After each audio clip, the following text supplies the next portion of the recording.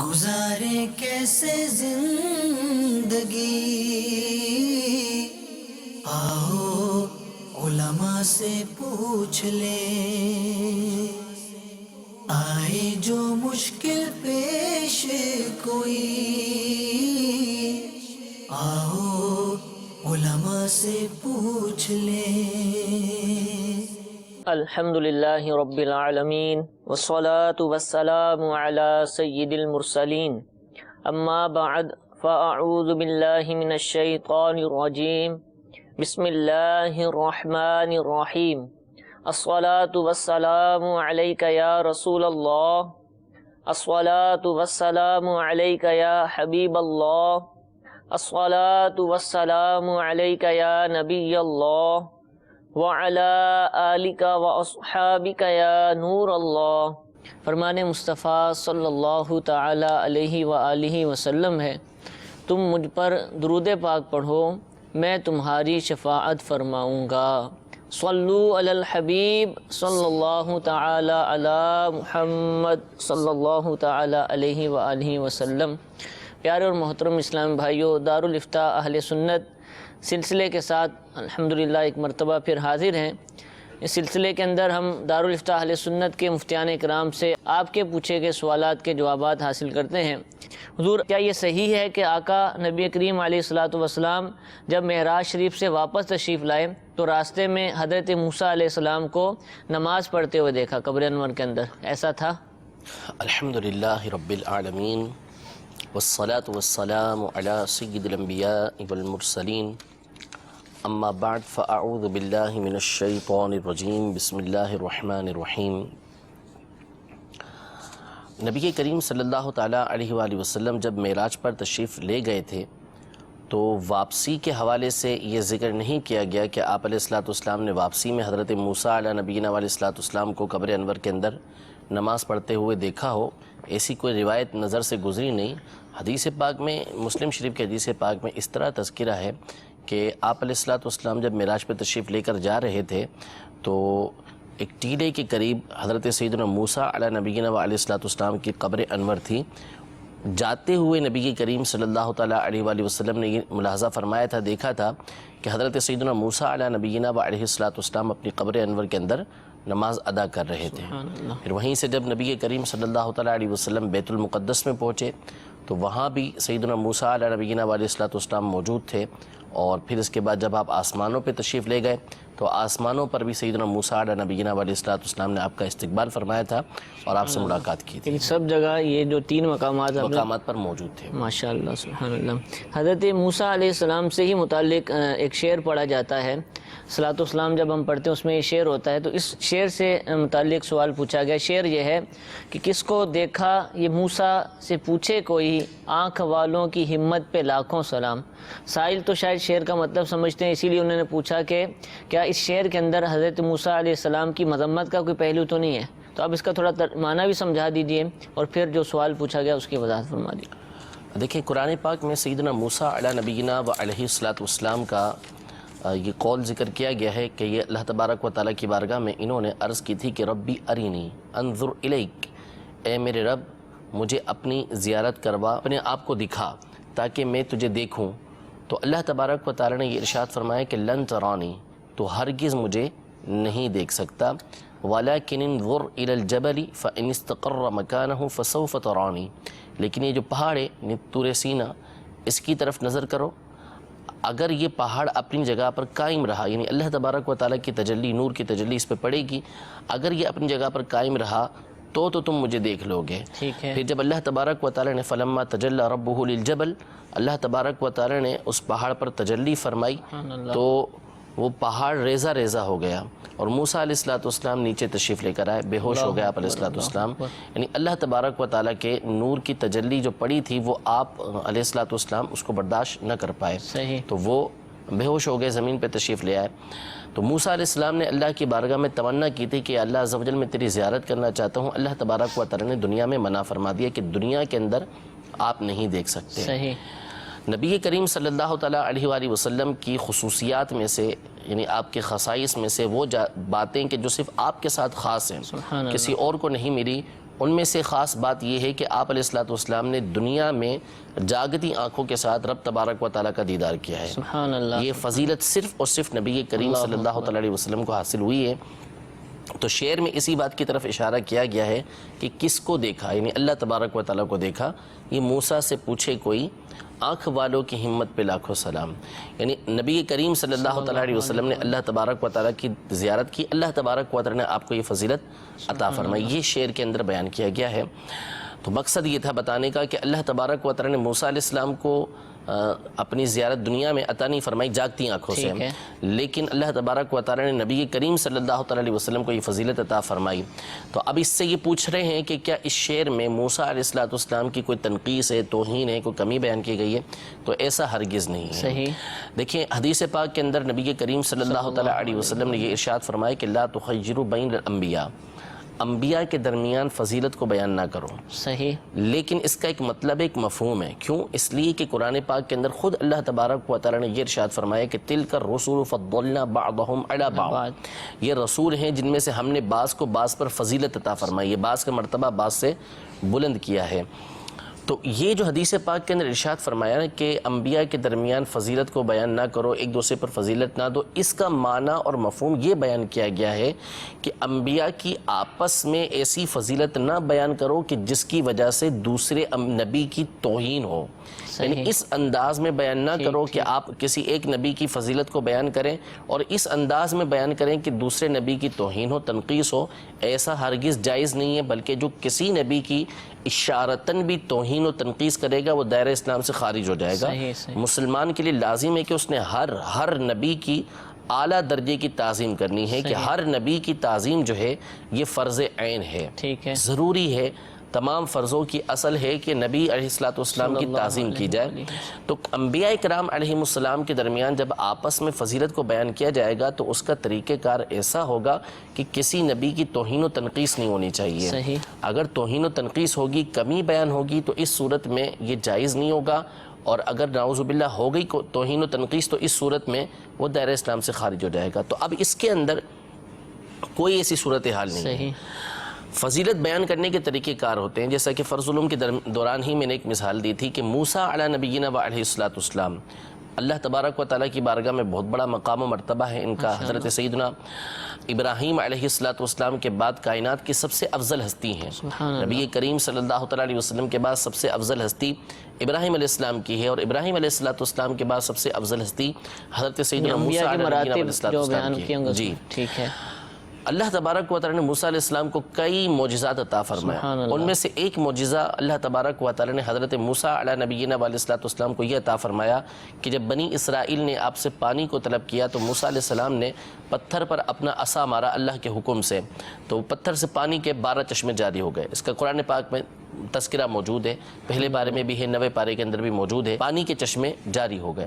یقیناً ایک بہت بڑا معجزہ ہے موسیٰ علیہ نبینا علیہ السلام کا کہ اپنا عصا یعنی اپنی لاٹھی جو لکڑی کی تھی وہ اس کو آپ ماریں اور پانی کے چشمے جاری ہو جائیں۔ ایسا عام انسان کے لیے ممکن نہیں ہے، عادتاً ایسا نہیں ہوتا کہ اس طریقے سے کوئی لکڑی مارے اور پانی کے 12 چشمے جاری ہو رہے ہیں۔ بنی اسرائیل کے 12 قبیلے ہیں تو 12 کے لیے 12 ہی جاری ہوئے۔ یہ معجزہ ہے موسیٰ علیہ السلام کا، اور حقیقتاً بہت بڑا معجزہ ہے۔ لیکن نبی کریم صلی اللہ تعالیٰ علیہ وسلم کو اللہ تبارک و تعالیٰ نے اس سے بھی بڑا معجزہ عطا فرمایا، اس لیے کہ پتھر سے پانی جاری ہوتا ہے، اگرچہ اس طرح جاری نہیں ہوتا کہ موسیٰ علیہ السلام نے جس طرح جاری فرمایا ویسے نہیں ہوتا، لیکن پتھروں سے پانی جاری ہوتا ہے، چشمے نکلتے ہیں۔ قرآن پاک کے اندر اس کا تذکرہ موجود ہے، وَإِنَّ مِنَ الْحِجَارَةِ لَمَا يَتَفَجَّرُ مِنْهُ الْأَنْهَارُ، کہ بعض پتھر ہیں کہ جب پھٹتے ہیں تو ان میں سے نہریں بہتی ہیں۔ وَإِنَّ مِنْهَا لَمَا يَشَّقَّقُ فَيَخْرُجُ مِنْهُ الْمَاءُ، بعض ہیں کہ جن کے اندر پھٹن ہوتی ہے تو اس میں سے پانی بہنے لگتا ہے۔ تو پانی چشموں کا نکلتا ہے، مختلف چیزوں کا، پہاڑوں سے، پتھروں سے نکل رہا ہوتا ہے، لیکن موسیٰ علیہ السلام کا معجزہ تھا کہ آپ نے عصا مارا اور پانی جاری ہوا۔ ایسا نہیں ہوتا عمومی طور پر، لیکن اللہ تبارک و تعالیٰ نے نبی کریم صلی اللہ تعالیٰ علیہ وسلم کو اس سے بڑا معجزہ عطا فرمایا کہ ایک سے زیادہ مرتبہ آپ علیہ السلام کی انگشت مبارکہ سے پانی کے چشمے جاری ہوئے۔ تو یہ نبی کریم صلی اللہ تعالیٰ علیہ وسلم کا معجزہ ہے اور موسیٰ علیہ السلام کے معجزے سے بڑھ کر ہے۔ لیکن اس تمام بیان کے اندر کہیں بھی موسیٰ علیہ السلام السلام کی کوئی توہین و تنقیص نہیں ہے، بلکہ ہم نے موسیٰ علیہ السلام کا کمال ہی بیان کیا، فضیلت ہی بیان کی. تو اس انداز میں کہ جس سے کسی نبی کی توہین لازم نہ آئے، ایسے فضیلت کو بیان کیا جا سکتا ہے. ورنہ اگر کوئی ایسے انداز میں حضور علیہ السلام کی فضیلت کو بیان کرنا چاہے گا کہ جس سے وہ کسی دوسرے نبی کی توہین و تنقیص کرے گا، کمی کرے گا، تو اس صورت میں وہ دائرہ اسلام سے خارج ہو جائے گا. جزاک اللہ. ایک اور سوال جو عام طور پر لوگ پوچھتے ہیں کہ حضرت خضر علیہ السلام یہ اللہ تعالیٰ کے نبی ہیں یا ولی ہیں، ان کے بارے میں کیا عقیدہ ہونا چاہیے مسلمانوں کا؟ دیکھیں اس میں حضرت سیدنا خضر علی نبینا علیہ السلام کے حوالے سے ہمیشہ سے علماء کا اختلاف رہا ہے. بعض علماء جو ہیں ان کا یہ قول ہے کہ یہ فرشتے تھے، لیکن جمہور نے اس کا رد کیا کہ اس کی کوئی حقیقت نہیں ہے، ایسا نہیں ہے کہ آپ فرشتے ہوں. آپ علیہ السلام انسان ہی تھے. اب انسان کے حوالے سے اس میں علماء کے دو قول ہیں. بعض علماء نے یہ ارشاد فرمایا کہ آپ اللہ کے ولی تھے، ٹھیک ہے، لیکن جمہور علماء یعنی علماء کی اکثریت اس پر ہے کہ آپ علیہ السلام اللہ کے نبی تھے اور موجود بھی ہیں، آپ حیات بھی ہیں، زندہ ہیں. آپ زندہ تو سارے انبیاء کرام علیہم السلام ہیں، لیکن خضر علیہ السلام وہ ہستی ہیں کہ جن پر اصلاً موت طاری ہی نہیں، ابھی تک موت یعنی موت آئی ہی نہیں ہے. باقی دیگر انبیاء کرام علیہم السلام کو ایک لمحے کے لیے موت آئی. اللہ تبارک و تعالیٰ کا وعدہ پورا ہوا، کل نفس ذائقۃ الموت، کہ ہر جان نے موت کا مزہ چکھنا ہے. اس لیے دیگر انبیاء کرام علیہم السلام کی روح کو نکالا گیا. پھر اس کے بعد دوبارہ ان کی وہی جسمانی زندگی ہے، جیسے عام زندگی پہلے زندگی ان کی موجود تھی ویسی ہی زندگی ہے ان کی. لیکن خضر علیہ السلام، الیاس علیہ السلام، ادریس علیہ السلام، عیسیٰ علیہ السلام، ان پر اصلاً موت طاری نہیں ہوئی، روح نکالی ہی نہیں گئی ان کی. تو حضرت خضر علیہ السلام یہ اللہ تبارک و تعالیٰ کے نبی ہیں، اور یہی جمہور کا قول ہے. اسی بات کو سیدی اعلیٰ حضرت امام اہل سنت نے بیان کیا ہے. اسی بات کو صدر الافاضل مولانا نعیم الدین مراد آبادی رحمۃ اللہ تعالیٰ علیہ نے تفسیر خزائن العرفان میں بیان کیا ہے کہ آپ علیہ السلام اللہ تبارک و تعالیٰ کے نبی ہیں، اور اس سے قرآن و حدیث سے اس پر دلائل بھی موجود ہیں. اب کو ایک بولتا ہے کہ انکار کرتا ہے، میں ان کو ولی مانتا ہوں، نبی نہیں مانتا، تو کوئی حکم شریعت لگے گا اس پر؟ دیکھیں حکم شریعت یوں نہیں لگے گا کہ چونکہ اس میں بعض علماء کے اقوال اس طرح موجود ہیں جو دلائل دیتے ہیں اس حوالے سے، تو ہم اس کو خطا پر کہیں گے کہ یہ خطا پر ہے.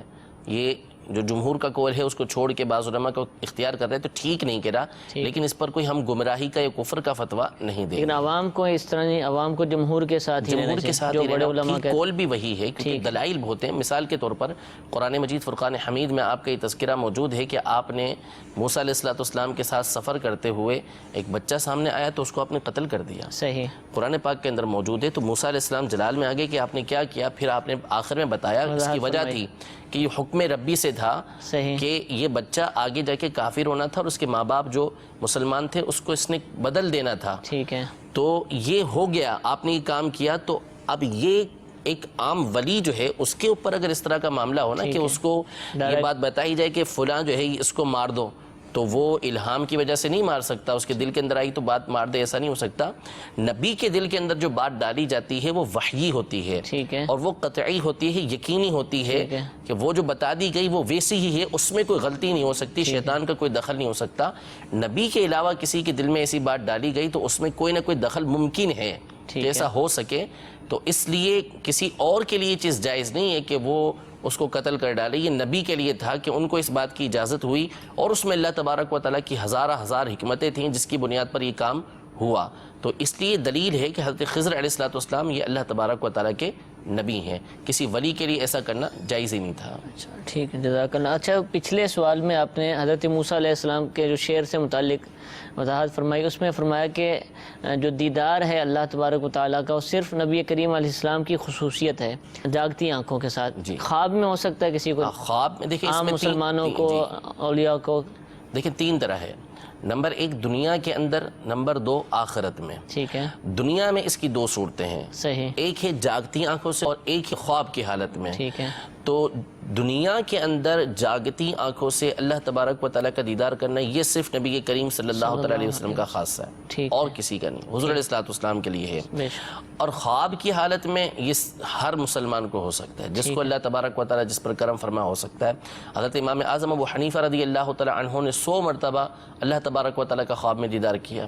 حضرت سیدنا امام احمد بن حنبل رضی اللہ تعالیٰ عنہ نے اللہ تبارک و تعالیٰ کا دیدار کیا اور سوال بھی کیا اللہ تبارک و تعالیٰ سے عمل کے بارے میں. اسی طرح دیگر اولیاء کے بارے میں موجود ہے کہ انہوں نے خواب میں اللہ تبارک و تعالیٰ کا دیدار کیا. اور آخرت کا جو معاملہ ہے تو آخرت کے اندر ہمارا عقیدہ نظریہ یہ ہے کہ ہر مومن کو اللہ تبارک و تعالیٰ اس کے مرتبے کے مطابق زیارت عطا فرمائے گا, دیدار عطا فرمائے گا. قرآن پاک میں اللہ تبارک و تعالیٰ سورۃ القیامہ میں ارشاد فرماتا ہے وجوہ یومئذ ناظرہ الی ربہا ناظرہ, کہ اس دن بہت سارے چہرے کھلے ہوئے ہوں گے کہ جو اپنے رب عز و جل کا دیدار کر رہے ہوں گے. اللہ تبارک و تعالیٰ ہمیں بھی اس میں شامل کرے. تو اس میں مختلف درجے ہوں گے, کسی کو ایک مرتبہ, کسی کو ہر روز, کسی کو ہفتے میں ایک مرتبہ, کسی کو سال میں ایک مرتبہ. یہ اللہ تبارک و تعالیٰ کی طرف سے سب سے بڑی نعمت ہوگی جو مومنوں کو ان کے مرتبوں کے مطابق عطا کی جائے گی. سبحان اللہ. حضور نبی کریم علیہ السلام کا جو اعلان نبوت تھا جو ہم سنتے ہیں پڑھتے ہیں وہ تھا کہ 40 سال کی عمر میں آ کر آپ نے اعلان نبوت فرمایا. تو کیا 40 سال سے جو پچھلا عرصہ تھا جو بھی عمر مبارکہ تھی کیا اس میں نبی نہیں تھے آپ؟ نہیں, ایسا نہیں ہے. نبی کریم صلی اللہ تعالیٰ علیہ وآلہ وسلم پیدائشی نبی ہیں, ابتدا سے ہی نبی ہیں. بلکہ آپ علیہ السلام جب دنیا میں تشریف لے کر نہیں آئے, یعنی آپ کا جسم انور جس طریقے سے پیدائش ہوتی ہے ویسے نہ ہوئی تھی, اس سے پہلے بھی آپ علیہ السلام نبی ہیں. ترمذی شریف کے حدیث پاک ہے, دیگر کئی کتابوں کے حدیث پاک ہے کہ نبی کریم صلی اللہ تعالیٰ علیہ وسلم سے سوال ہوا متى وجبت لک النبوہ, آپ علیہ السلام کے لیے نبوت کب سے تھی, کب سے ہے؟ تو حضور علیہ السلام نے فرمایا وآدم بین الماء والجسد وکنت نبیا وآدم بین الماء والجسد, کہ میں اس وقت بھی نبی تھا کہ جب آدم علیہ السلام پانی اور جو ان کا جسد تھا اس کے درمیان تھے, ابھی ان کا وجود بھی نہیں ہوا تھا, اس سے پہلے میں نبی تھا. تو حضور علیہ السلام تو ابتدا سے نبی ہیں, بلکہ جب کائنات کی دیگر چیزیں بنی بھی نہیں تھیں, ارواح موجود تھیں, تو اس وقت نبی کریم صلی اللہ تعالیٰ علیہ وسلم انبیاء کرام علیہ السلام کی ارواح کی تربیت فرمایا کرتے تھے. یہ علماء نے اپنی کتابوں میں تفسیر کے ساتھ بیان کیا ہے. تو ایسا نہیں ہے کہ نبی کریم صلی اللہ تعالیٰ علیہ وسلم کو 40 سال کی عمر میں نبوت عطا ہوئی ہو. آپ علیہ السلام ابتدا سے ہی نبی تھے اور 40 سال کی عمر میں آپ نے اعلان نبوت فرمایا تھا, نبوت کا اعلان فرمایا تھا. اللہ تبارک و تعالیٰ کی طرف سے نبوت کے اعلان کا حکم ہوا تو آپ نے اعلان فرما دیا, اظہار فرما دیا. ٹھیک ہے, جزاک اللہ. کچھ کال بھی ہم اپنے سلسلے میں شامل کرتے ہیں, یہ ہمیں کال سنائیے.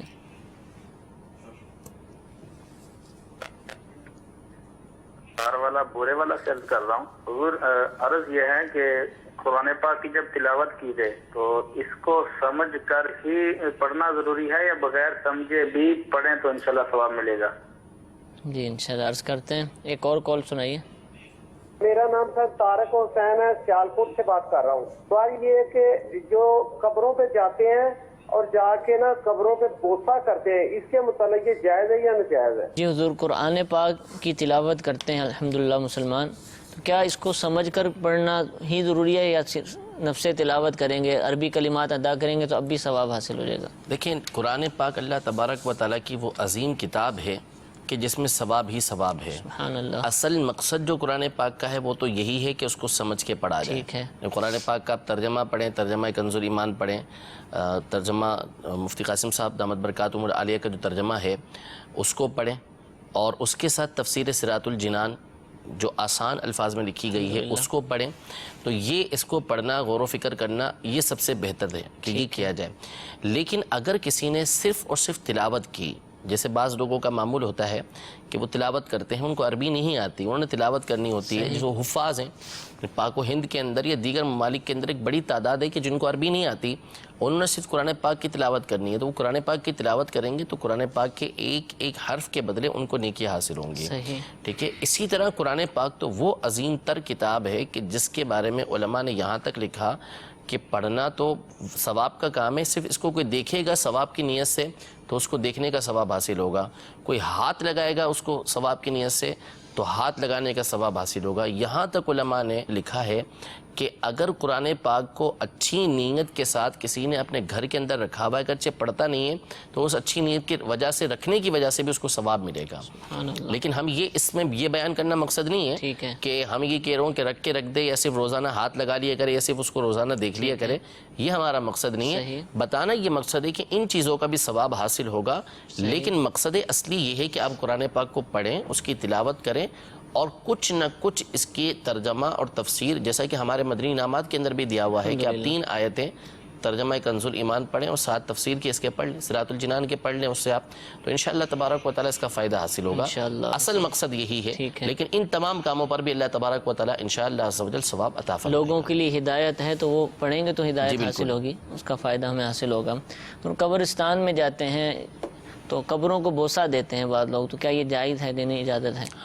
دیکھیں قبر کسی ولی کی ہو یا کسی کی بھی ہو، اس کو چومنا، اس کے بارے میں علماء کے دو قول ہیں۔ ٹھیک ہے، بعض علماء فرماتے ہیں کہ چوم سکتے ہیں، کوئی مسئلہ نہیں ہے اس کے اندر، لیکن جمہور علماء، اکثریت علماء کی اس سے منع کرتی ہے کہ قبروں کو چومنا نہیں چاہیے۔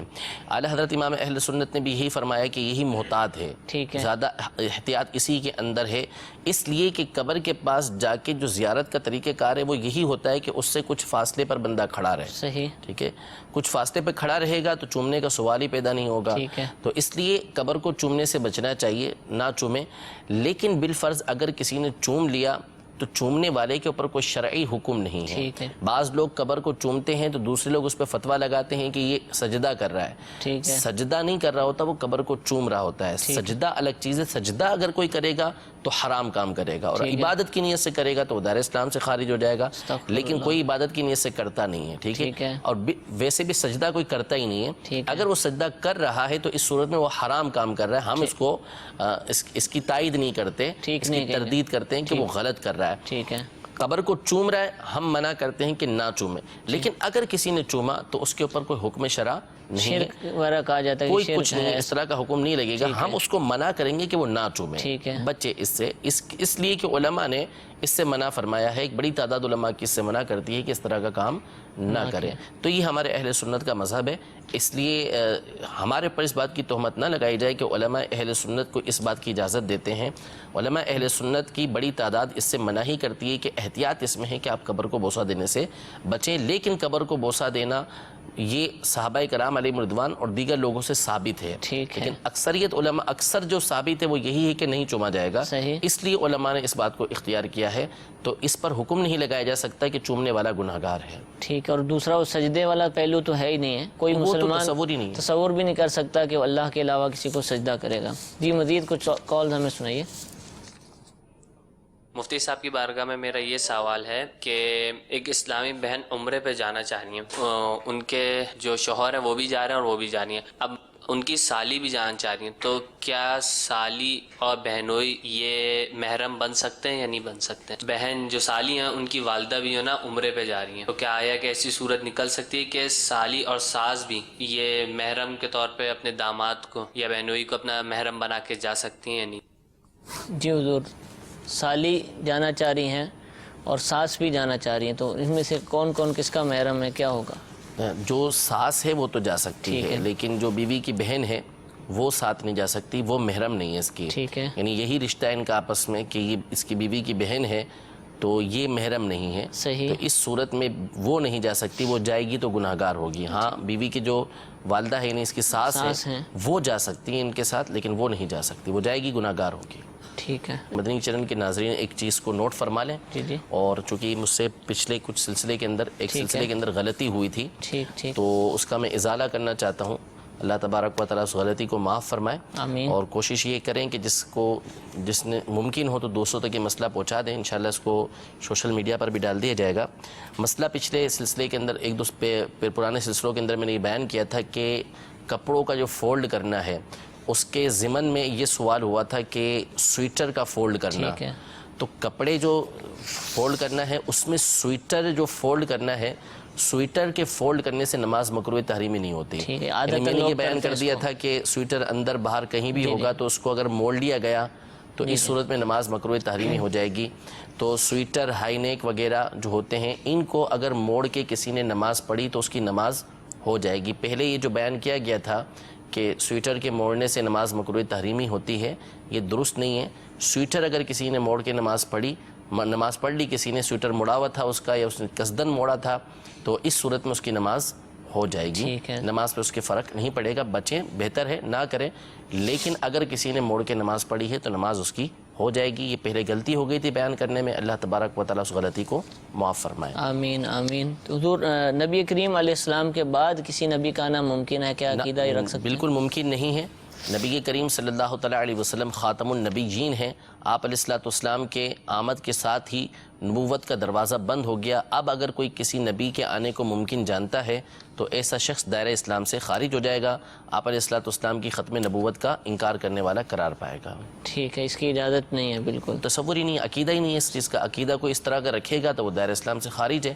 قرآن پاک میں اللہ تبارک و تعالیٰ نے واضح الفاظ میں ارشاد فرمایا ما کان محمد ابا احد من رجالکم ولکن رسول اللہ وخاتم النبیین، کہ محمد صلی اللہ تعالیٰ علیہ وسلم تم میں سے کسی کے باپ نہیں ہیں. یعنی زید بن حارثہ رضی اللہ تعالیٰ عنہ کے حوالے سے ذکر کیا گیا، لیکن وہ اللہ کے رسول ہیں اور خاتم النبیین ہیں. یعنی نبوت کا دروازہ آپ علیہ الصلوۃ والسلام پہ بند ہو چکا. صحیح. قرآن پاک کی نص صریح ہے. اسی طریقے سے کثیر احادیث طیبہ کے اندر نبی کریم صلی اللہ تعالیٰ علیہ وسلم نے یہی ارشاد فرمایا کہ مجھ پر نبوت کا دروازہ بند کر دیا گیا، میں خاتم النبیین ہوں. تو اب اگر کوئی کسی اور نبی کی آمد کا اقرار کرتا ہے کہ کوئی اور نبی آ سکتا ہے تو اس صورت میں وہ اللہ تبارک و تعالیٰ اور نبی کریم صلی اللہ تعالیٰ علیہ وسلم دونوں کو جھٹلانے والا ہے. قرب قیامت کے اندر جب حضرت عیسیٰ علیہ السلام تشریف لائیں گے تو آپ ہوں گے نبی، لیکن اب آپ نبوت کے اعتبار سے اعلان کرنے کے لیے نہیں آئیں گے، بلکہ آپ نبی کریم صلی اللہ تعالیٰ علیہ وسلم کے امتی بن کر آئیں گے. نبی ہوں گے لیکن نبی کریم صلی اللہ تعالیٰ علیہ وسلم کے امتی ہو کر آئیں گے. آپ کی جو تبلیغ کا، نبوت کی تبلیغ کا زمانہ تھا وہ پہلے تھا. اب جو آنا ہے وہ نبی کریم صلی اللہ تعالیٰ علیہ وسلم کا امتی بن کر آنا ہے. تو نبوت زائل نہیں ہو سکتی، نبوت اپنی جگہ پہ برقرار رہے گی، لیکن یہ کسی نئے نبی کا آنا نہیں ہوگا. آپ جو تشریف لے کر آئیں گے وہ بطور امتی تشریف لے کر آئیں گے. تو نبی کریم صلی اللہ تعالیٰ علیہ وآلہ وسلم کے بعد کوئی نبی نہیں آ سکتا. ٹھیک ہے، جزاک اللہ. حضور حدیث پاک ہم سنتے رہتے ہیں میری امت کے علماء بنی اسرائیل کے انبیاء کی مثل ہیں، اس سے کیا مراد ہے؟ علماء امتی کا انبیاء بنی اسرائیل، دیکھیں ایک تو اولاً اس حوالے سے علماء کے تفسیری کلام ہیں کہ آیا یہ حدیث ہے یا نہیں ہے. تو اس پر جو تحقیق ہے وہ یہی ہے کہ اس کو کثیر علماء نے اپنی کتابوں کے اندر نقل کیا ہے. حتیٰ کہ سیدی اعلیٰ حضرت امام اہل سنت نے فتاوی رضویہ کی 28ویں جلد کے اندر اور المعتقد کے حاشیے کے اندر بھی امام غزالی کے ایک واقعے کے ضمن میں اس حدیث پاک کو ذکر کیا ہے. اسی طرح کئی ایک علماء نے اس بات کو ذکر کیا. امام غزی ہیں رحمۃ اللہ تعالی علیہ، جو بہت بڑے محدث اپنے زمانے کے اور بہت بڑے عالم دین اپنے زمانے کے گزرے ہیں. ان کی کتاب حسن التنبؤ کے نام سے، اس میں تفصیلی کلام کر کے انہوں نے اس بات کو ثابت کیا ہے کہ یہ حدیث پاک موجود ہے. علماء امتی کا انبیاء بنی اسرائیل، میں نے اس موضوع پر ایک تفصیلی مقالہ لکھا تھا جس میں اس بات کو ثابت بھی کیا تھا کہ یہ حدیث پاک موجود ہے، ثبوت ہے اس کا. تو بعض لوگ جو اس کا انکار کرتے ہیں کہ اصلاً یہ حدیث ہے نہیں، تو اس کی مخصوص وجہ ہے. تو بہرحال صحیح یہ ہے کہ یہ حدیث پاک موجود ہے. علماء امتی کا انبیاء بنی اسرائیل، یعنی اس میں یہ نہیں مراد کہ میری امت کے علماء جو ہیں وہ درجے کے اندر، مقام کے اندر انبیاء کے برابر ہو جائیں، ایسا نہیں، بلکہ انبیاء کرام علیہم السلام کا جو منصب تھا تبلیغ تھا، وہ لوگوں تک اللہ تبارک و تعالیٰ کے احکام پہنچاتے تھے. تو جب نبی کریم صلی اللہ تعالیٰ علیہ وسلم کے اوپر اللہ تبارک و تعالیٰ نے نبوت کا دروازہ بند فرما دیا، تو اس کے بعد جو علماء کرام آئیں گے وہ اسی کام کو سر انجام دیں گے جو پہلے انبیاء کرام علیہ السلام دیتے رہے ہیں. یعنی تبلیغ کرنا، اللہ تبارک و تعالیٰ کے احکام جو ہے وہ دیگر لوگوں تک پہنچانا. جیسے ایک صحیح حدیث پاک ہے، مشہور حدیث پاک ہے کہ العلماء ورثۃ الانبیاء، کہ علماء جو ہے وہ انبیاء کے وارث ہیں. اور یہ وارث کسی مال و دولت کے نہیں ہیں. انبیاء مال و دولت کا وارث نہیں بناتے بلکہ علم کا وارث بناتے ہیں. تو وہ علم جو انبیاء سے ملا ہے اس کو وہ آگے پہنچا رہے ہیں. اس حوالے سے علماء امت کو انبیاء کی مثل بتایا، یعنی جو کام انبیاء کرام علیہ السلام پچھلی امتوں میں کرتے رہے وہی اس امت کے علماء کر رہے ہیں، ورنہ کوئی عالم کسی نبی کے برابر نہیں ہو سکتا. یہ تو عقیدہ بھی ہم نے بیان کیا تھا کہ بڑے سے بڑا ولی، کتنا ہی بڑا ولی ہو، یا جس کو ہم صحابی کہتے ہیں عمومی طور پر، حالانکہ ہر صحابی بھی ولی ہوتا ہے، کتنے ہی بڑے صحابی ہوں، حتیٰ کہ صدیق اکبر رضی اللہ تعالیٰ عنہ، وہ کسی نبی کے درجے تک نہیں پہنچ سکتے. نبوت جس کو ملی ہے اللہ تبارک و تعالیٰ کا فضل ہے، اور ان کو اللہ تبارک و تعالیٰ نے تمام کو سب سے افضل بنایا ہے. تو اس حدیث پاک کا ہرگز یہ مطلب نہیں ہے کہ علماء کا مرتبہ جو ہے وہ انبیاء کے برابر ہو جائے، ایسا ہو ہی نہیں سکتا. انبیاء کرام علیہ السلام علماء سے بہت زیادہ افضل ہیں. ٹھیک ہے، جزاک اللہ. کچھ کال شامل سلسلہ کرتے ہیں. جی ہمیں کال سنائیے. اہل سنت سے میرا سوال ہے کہ یہ قبر پہ جو اذان پڑھتے ہیں یہ اور جو تلقین کرتے ہیں اس میں شرعی طور پہ اس کے لیے کیا حکم ہے؟ جی انشاءاللہ عرض کرتے ہیں. ایک اور کال سنائیے. مفتی صاحب سے میرا سوال ہے، ہمارے یہاں گراہک آتا ہے، بھاؤ طے ہونے کے بعد میں بھی ہمیں پیسے کم دکھ جاتا ہے، ہم اسے کہتے ہیں کہ ہم پورے پیسے دیں، لیکن وہ نہیں دیتا ہے، 10-20 روپے کم دے دیتا ہے، تو اس پر کیا حکم ہو؟ جی انشاءاللہ یہ بھی عرض کرتے ہیں. حضور قبر پر اذان دی جاتی ہے، قبر میں جب مردے کو دفنا دیا جاتا ہے اور پھر اسی طرح تلقین کی جاتی ہے. اذان تو سب کو معلوم ہے، تلقین کیا ہوتی ہے یہ بھی ارشاد فرمائیے. اور حکم شرعی کیا ہے، یہ کرنا جائز ہے ناجائز ہے؟ قبر پر اذان دینا یہ بھی اچھا کام ہے، مستحب ہے، جو کرے گا باعث ثواب ہے. اور سیدی اعلیٰ حضرت امام اہل سنت نے اس حوالے سے ایک کتاب ایذان الاجر کے نام سے لکھی ہے، جس میں آپ نے تفصیل کے ساتھ اس کے دلائل دیے ہیں کہ قبر پر اذان دینے میں مسلمان کے لیے فائدہ ہی فائدہ ہے. اور یہ کوئی دلیل نہیں ہے کہ نبی کریم صلی اللہ علیہ وسلم کے زمانے میں نہ ہوا. حضور علیہ السلام کے زمانے کے اندر نہ ہونا یہ اس بات کی دلیل ہی نہیں ہے کہ وہ چیز ناجائز ہو جائے. یہ ایک بہت بڑا بلنڈر ہے اور ایک بہت بڑا اس حوالے سے یوں کہہ لیں کہ غلط فہمی لوگوں کے درمیان پیدا کی جاتی ہے کہ آپ علیہ السلام کے زمانے میں جو نہ ہوا اب جو بعد میں ہوگا وہ ناجائز و حرام ہو جائے گا. تو قبر پر اذان دینا یہ بالکل جائز ہے، مستحب کام ہے، اچھا کام ہے. جو کرے گا وہ مردے کو انشاءاللہ تبارک و تعالی فائدہ پہنچانے والا ہوگا. اسی طرح تلقین ہوتی ہے کہ یہ بھی طبرانی شریف کے حدیث پاک سے ثابت ہے تلقین، کہ قبر کے پاس کھڑے ہو کر 3 دفعہ اولاً یہ پکارنا کہ جو جس کا انتقال ہو گیا اس کا اور اس کی ماں کا نام پکارنا، کہ یا اے فلاں بن فلانا، اے زید بن ہندا، یہ ذکر کرنا.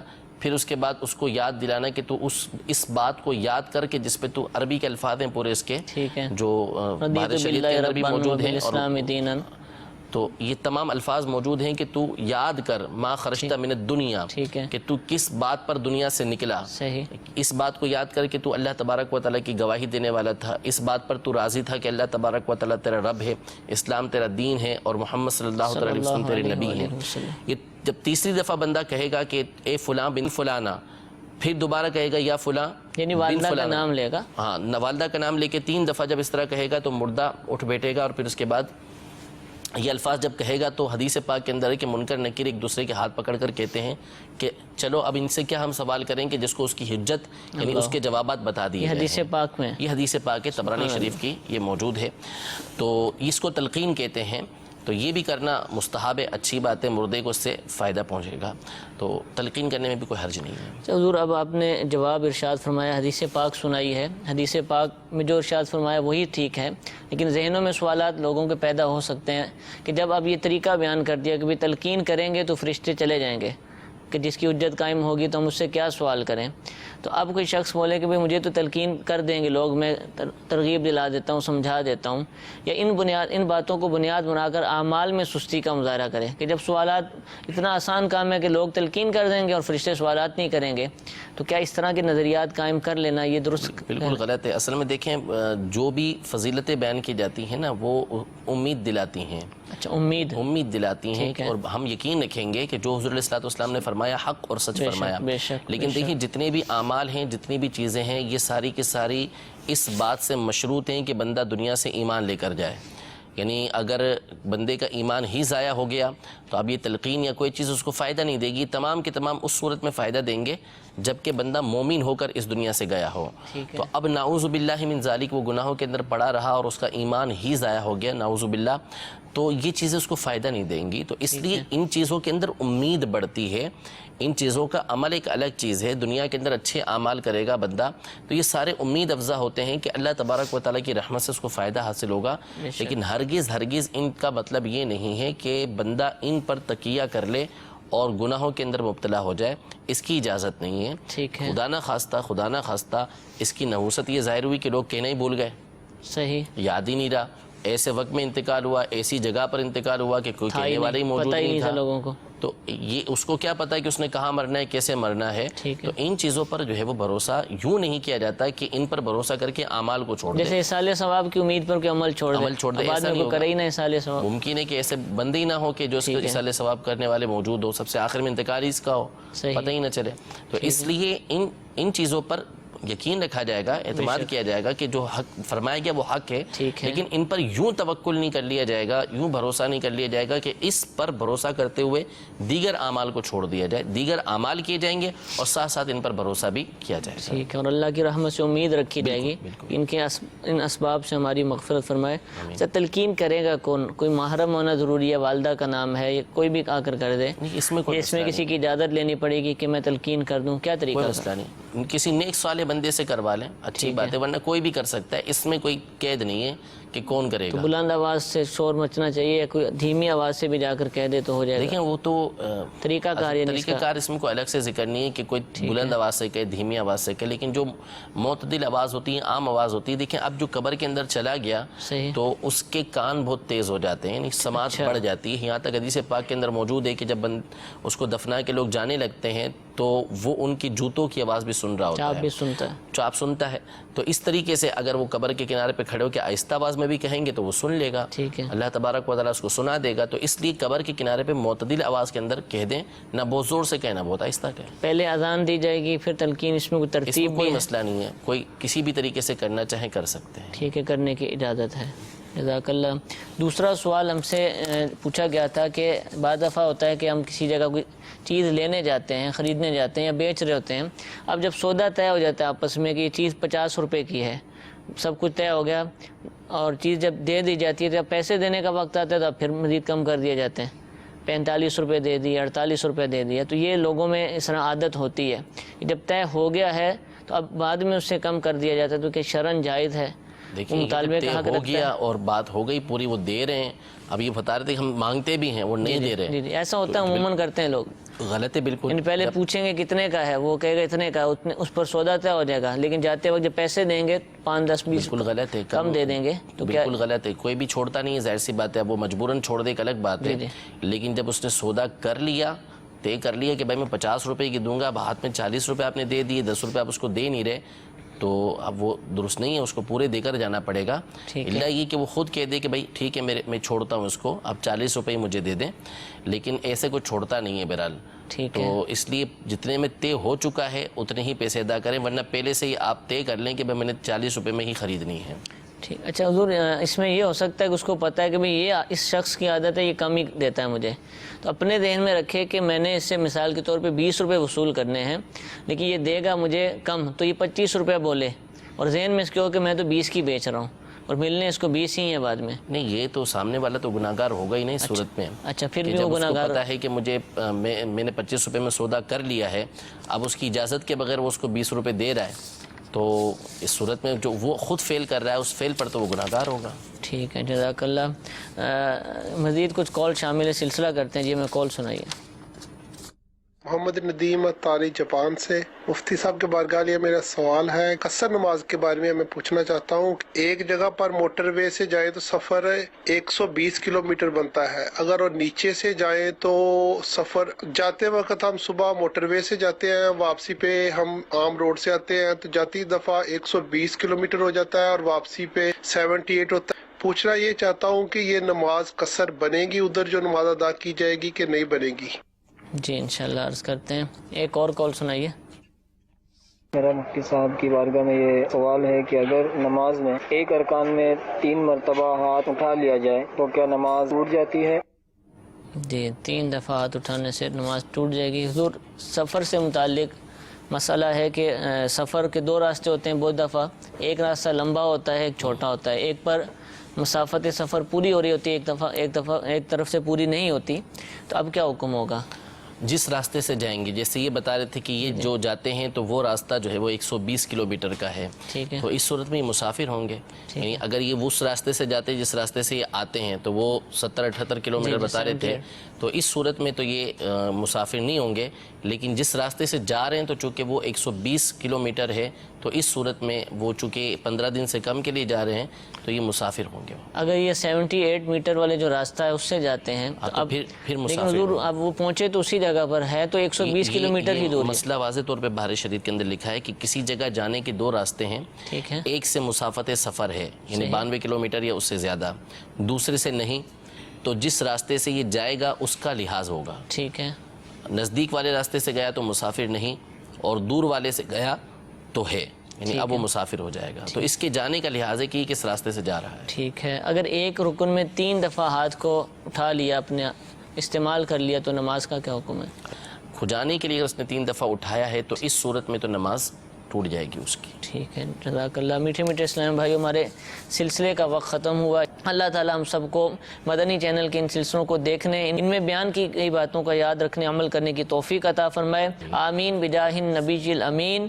صلو علی الحبیب صلی اللہ تعالی علی محمد. گزارے کیسے زندگی، آؤ علماء سے پوچھ لیں. آئے جو مشکل پیش کوئی، آؤ علماء سے پوچھ لیں.